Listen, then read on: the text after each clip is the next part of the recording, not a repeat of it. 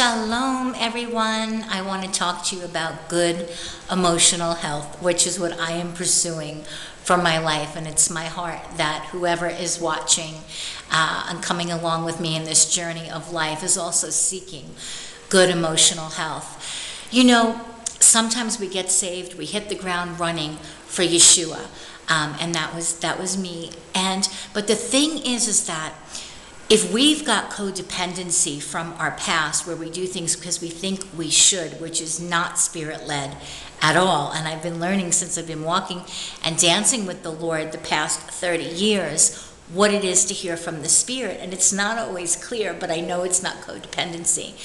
And so, you know, there's a scripture I think where Paul says that he's a slave of Messiah, but he doesn't mean he is a slave. In other words, he's being worked like a slave.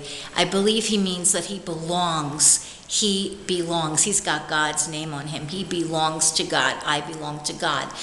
But he's not a slave driver. My God is not a slave driver. And sometimes what we do is we get saved and then we work ourselves into the ground for the sake of Jesus. And we have no emotional health. And I've said this many times, I do not want to be one of those people who knows the Lord decades upon decades upon decades and has little to no emotional healing. It's just not acceptable to me. Life is a learning curve, but we need to get on the curve. So it's really important. So how do we balance living for the Lord and living to serve others with being healthy emotionally? And I've shared the last 15 months in my home and dance center, I have had exponential growth in my life. I can't even believe how rapid and how accelerated. It can only be supernatural as I say yes to God, and I am amazed. But you see, my part was to make healthy decisions in each and every situation, and they were painful. Many of them were so incredibly painful.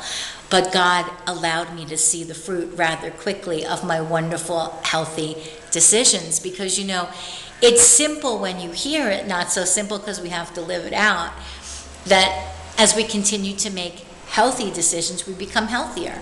If we continue to make unhealthy decisions, we remain unhealthy. So I've chosen the healthy road, and it's step by step, situation by situation, moment by moment. How do we balance serving God and serving others and taking care of our one-of-a-kind heart? Well, we need to keep talking to God. We need to remain in the presence of God and talk to God about everything. And we need to get filled up. And whatever that looks like, if it's going out in nature, looking at greenery or flowers or hiking or photography or dancing or whatever it is, we need to get filled up by God. We are not to find ourselves with an empty love tank. And I recently, around my birthday time, found myself with an empty love tank. And that means when you're just giving and giving, but you also have to be receiving. And so in our friendships, God has really brought this home to me. We need to have reciprocal friendships, not perfect.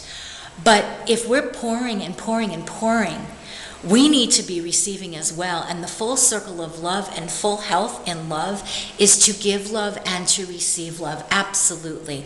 Like a healthy body of water. We are not to pour ourselves out till there's nothing left. This is not healthy. God does not want this for us. And God has really been honing in on the things that he wants to work on in my life as I allow him in, because he's a gentleman, the scripture says, and he will not impose himself on me. So let's talk to the Lord about getting a balanced lifestyle and having balanced relationships where there's a reciprocity. Very, very, very important. God bless you from the city of the great King, Yerushalayim.